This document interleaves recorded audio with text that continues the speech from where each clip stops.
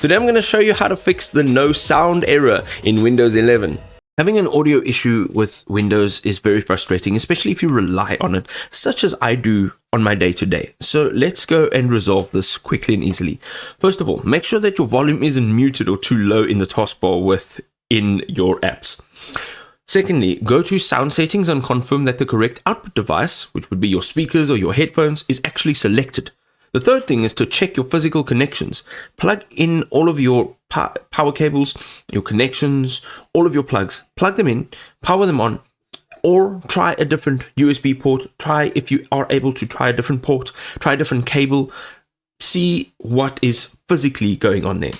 The second thing is we have a built-in troubleshooter. So right-click on the sound icon on your taskbar and then select Troubleshoot Sound. Windows will then automatically scan for issues and attempt to apply a fix. This is a fast first step that resolves probably most common problems. Then the last thing over here is to update and reinstall your audio drivers. So open Device Manager, which is the Windows key and the X, and expand Sound, Video, and Game controllers. Right-click on your audio device, so it'll say maybe Realtek Audio if it's built in, or whatever it is that you've plugged in, and go and click on Update Driver. If this fails, choose Uninstall Device, check the Delete the Driver software, and then restart your computer.